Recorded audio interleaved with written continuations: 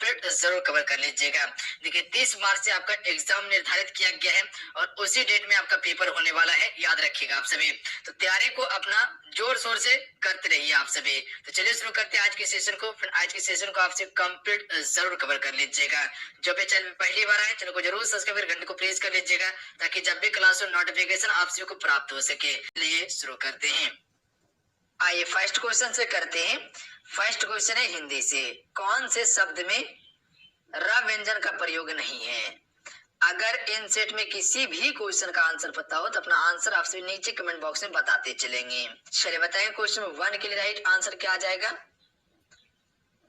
तो देखिए मात्रा में आधारा का प्रयोग है, कर्म में आधारा का प्रयोग है, मूर्धा में भी आधारा का प्रयोग किया गया है, जबकि मातृभूमि में रा का प्रयोग नहीं हुआ है। ध्यान रखिएगा इसमें री का प्रयोग किया गया है। ता में देखिए री लगा हुआ है तो इसमें री का प्रयोग किया गया, तो आपका option number D right answer हो जाएगा। अगला क्वेश्चन कर लेते हैं क्वेश्चन नंबर 2। क्वेश्चन नंबर 2 है कि संज्ञा का भेद नहीं होता है।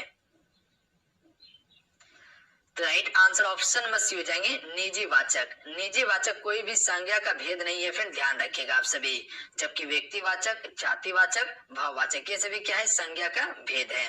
देखिए अगर क्वेश्चन आपसे इससे पूछ लिया जाए कि संज्ञा के कितने भेद होते हैं, तो संज्ञा के 5 भेद होते हैं। कौन कौन सा?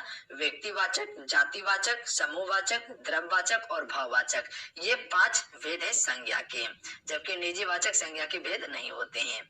अगला क्वेश्चन देखिए क्वेश्चन नंबर 3। निम्नलिखित में से कौन सा शब्द पुल्लिंग है? देखिए हानि, हानि हो गई स्त्रीलिंग है। प्यास लग गई स्त्रीलिंग है। बचत यानी कि बहुत बचत हो गई है स्त्रीलिंग है, जबकि वचन क्या है फ्रेंड? ये हमेशा पुल्लिंग है, ध्यान रखिएगा आप सभी। तो वचन पुल्लिंग शब्द है। देखिए वचन 2 प्रकार का होता है, एक वचन और बहुवचन। एक वचन में एक वस्तु का बोध होता है, बहुवचन में बहुत सारे वस्तुओं का बोध होता है। याद रखिएगा आप सभी। अगला क्वेश्चन है क्वेश्चन नंबर 4। चलिए इस क्वेश्चन का राइट आंसर बताएंगे आप सभी। सदा ही बहुवचन में प्रयुक्त होने वाला शब्द है। तो सदा ही बहुवचन में प्रयुक्त होने वाला शब्द है दर्शन। ध्यान रखिएगा सी राइट आंसर है। जबकि घर, प्रत्येक, मुनि ये सभी क्या है? एक वचन है। आपको क्या बताए थे कि वचन 2 प्रकार के होते हैं, एक वचन और बहुवचन। एक वचन में एक वस्तु का बोध होता है, जैसे कि एक गाय है या एक लड़की है, ठीक है। और बहुवचन में क्या होता है? बहुत सारे लड़की है या बहुत सारे गाय है। ध्यान रखिएगा आप सभी। तो वो एक वचन में हो जाएंगे। अगला क्वेश्चन देखिए क्वेश्चन 5। हरि मोहन अपनी बहन को पुस्तक देता है, वाक्य में रेखांकित पद में कारक है।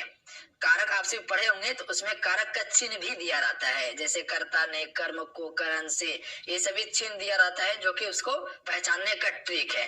तो रेखांकित शब्द दिया हुआ है यहाँ पे, बहन को पुस्तक देता है। किसको? बहन को पुस्तक देता है। तो यहाँ कारक का चिन्ह क्या है? को है, ध्यान रखिएगा। को कारक का चिन्ह है, तो को कारक का चिन्ह किस में आता है? कर्म में आता है। ध्यान रखिए कर्ता ने, कर्म को। तो इसका option number A right answer हो जाए। अगला क्वेश्चन देख लीजिए फ्रेंड। अगला क्वेश्चन है निम्नलिखित में से तद्भव शब्द छांटिए। तद्भव शब्द क्या होता है? बदला हुआ स्वरूप, ठीक है।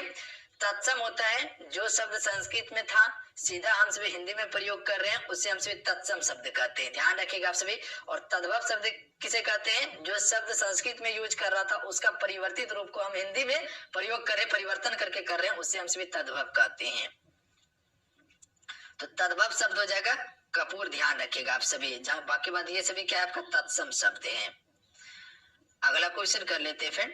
अगला क्वेश्चन है कि सब कुछ जानने वाला वाक्यांश के लिए एक शब्द है।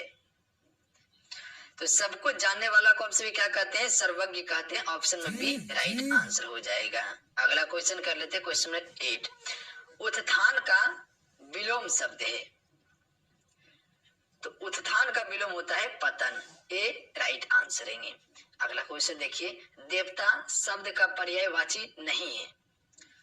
देवता का पर्यायवाची सुधाकर नहीं होता है, ध्यान रखिएगा आप सभी। जबकि सूर, अमर और देव ये सभी देवता का पर्यायवाची होता है फ्रेंड। सुधाकर किसका पर्यायवाची है? तो जैसे चंद्रमा का सुधाकर होता है, ध्यान रखिएगा आप सभी। किसका पर्यायवाची है? सुधाकर चंद्रमा का है। अगला क्वेश्चन देखिए क्वेश्चन नंबर 10। धोबी का कुत्ता, ना घर का ना घाट का, लोकोक्तियों का अर्थ है। तो इसका राइट आंसर ऑप्शन में डी हो जाएंगे कहीं। फर्स्ट क्वेश्चन देखिए, पहला क्वेश्चन है कि भारत के भुगतान संतुलन को किसके द्वारा ठीक किया जा सकता है। ऑप्शन आपको नीचे देखने के लिए मिल जाएंगे। तो राइट आंसर ऑप्शन में दीजिएंगे उपयुक्त में से सभी के द्वारा, मुद्रा अवमूल्यन के द्वारा, प्रबल निर्यात संवर्धन द्वारा, आयात प्रतिस्थापन के द्वारा। तो ये सभी के द्वारा भारत के भुगतान संतुलन को ठीक किया जा सकता है। अगला क्वेश्चन देखिए, क्वेश्चन नंबर 22, प्रति व्यक्ति आय बराबर है। तो अगर प्रति व्यक्ति हमको आय निकालना है तो हम सभी कैसे निकालेंगे।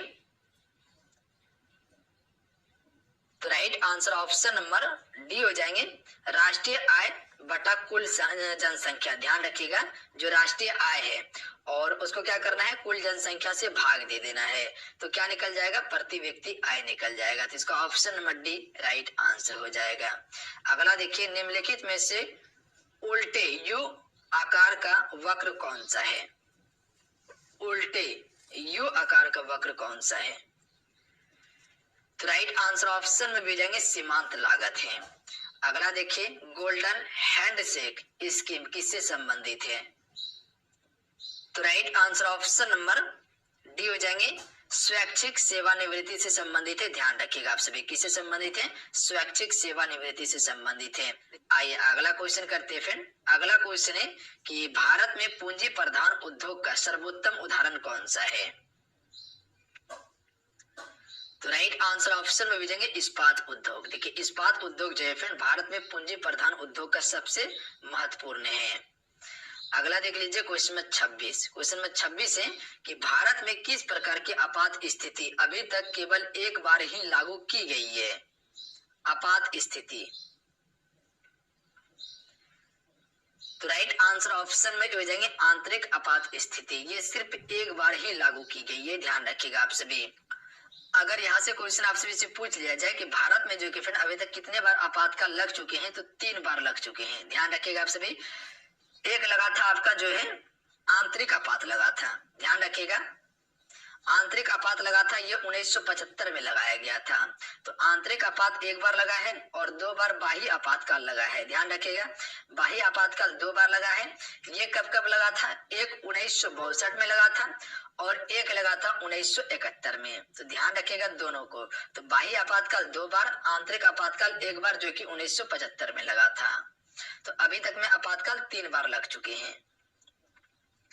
अगला क्वेश्चन देखिए, मूल अधिकारों से संबंधित मामला निम्नलिखित में से कौन सा है। तो ए राइट आंसर हो जाएंगे गोलकनाथ बनाम पंजाब राज्य 1967। ये जो है मूल अधिकारों से संबंधित मामला है। तो ऑप्शन में ए करेक्ट आंसर रहेंगे। अगला क्वेश्चन देख लीजिए फ्रेंड। अगला क्वेश्चन देखिए, प्रिंस ऑफ पिलग्रिम्स नाम किसे प्रदान किया गया था। तो right answer option number C हो जाएंगे वैनसांग। वैनसांग जो है फ्रेंड ये चीनी यात्री था, ध्यान रखिएगा। देखिए फायान जो है फ्रेंड ये चंद्रगुप्त विक्रमादित्य के शासनकाल में भारत आया था, जो कि ये भी चीनी यात्री था और ये बौद्ध भिक्षु था। एत्सिंग जो है फ्रेंड ये आपका चंद्रगुप्त द्वितीय के शासनकाल में भारत आया हुआ था। मेगास्थनीज चंद्रगुप्त मौर्य के शासनकाल में आया था, जिसके द्वारा इंडिका नामक पुस्तक की रचना की गई थी। सेल्यूकस निकेटर का राजदूत था मेगास्थनीज। और वैनसांग जो है फ्रेंड ये हर्षवर्धन के शासनकाल में भारत आए हुए थे। तो याद रखिएगा इतना फैक्ट को। अगला क्वेश्चन देख लीजिए। अगला क्वेश्चन है मुख्यमंत्री की नियुक्ति कौन करता है फ्रेंड। तो राइट आंसर ऑप्शन में जाएंगे राज्यपाल के द्वारा मुख्यमंत्री की नियुक्ति की जाती है। अनुच्छेद 164 के तहत राज्यपाल मुख्यमंत्री की नियुक्ति करता है। तो ध्यान रखिएगा आप सभी, ऑप्शन नंबर क्या हो जाएंगे सी राइट आंसर हो जाएगा। अगला क्वेश्चन है कि निम्नलिखित में से द्रविड़ कागज के संस्थापक कौन थे। तो द्रविड़ कागज के संस्थापक थे पेरियार ए.वी. रामास्वामी नायकर थे। ए राइट आंसर रहेंगे, ध्यान रखिएगा आप सभी। अगला क्वेश्चन कर लेते हैं। अगला क्वेश्चन है निम्नलिखित में से क्या सही नहीं है। इनमें से क्या सही नहीं है। ऑप्शन आपको नीचे देखने के लिए मिल जाएंगे। सबसे पहले ये सभी ऑप्शन को समझ लीजिए। राज्यसभा में निर्वाचन के लिए व्यक्ति की आयु 30 वर्ष आवश्यक होनी चाहिए, यानी कि 30 वर्ष पूरी हो जानी चाहिए। बिल्कुल सही है, राज्यसभा से अगर चुनाव लड़ना है। लोकसभा से निर्वाचन के लिए व्यक्ति की उम्र 25 वर्ष होना आवश्यक है, अगर चुनाव लड़ना है तो। राज्य विधानसभा में निर्वाचन के लिए व्यक्ति की आयु 25 वर्ष होना आवश्यक है, ये भी बिल्कुल सही है। सही नहीं है ऑप्शन नंबर डी की ग्राम पंचायत के चुनाव में मतदान के लिए पात्र व्यक्ति की आयु 25 वर्ष पूरी होनी चाहिए, ये बिल्कुल गलत है। ध्यान रखिएगा, मतदान की आयु 18 वर्ष है और अगर पंचायत चुनाव लड़ना चाहते हैं तो 21 वर्ष आपका उम्र होना चाहिए। कितना? 21 वर्ष होना चाहिए। तो इसका option number D right answer हो जाएगा।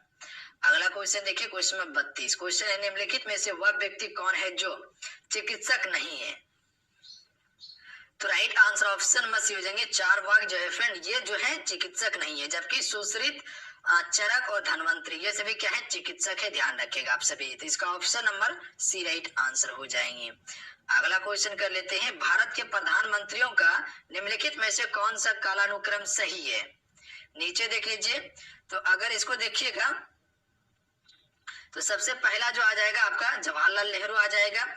ये 1947 से लेके 64 तक रहा। उसके बाद इंदिरा गांधी आ जाएगा। इंदिरा गांधी 1966 से लेके 1977 तक था, ये दूसरा नंबर पे आ जाएगा। उसके बाद मोरारजी देसाई हो जाएगा जो कि 1977 से लेके 1979 तक रहा। उसके बाद चरण सिंह आ जाएगा जो कि 1979 से लेके 1980 तक रहा था। तो इसका क्या हो जाएगा? 2, 1, 3 और 4 हो जाएगा। तो राइट आंसर ऑप्शन में सी हो जाएंगे 2, 1, 3, 4। ध्यान रखिएगा आप सभी। तो सी करेक्ट आंसर रहेंगे। अगला क्वेश्चन कर लेते हैं, भारत के भौगोलिक मानचित्र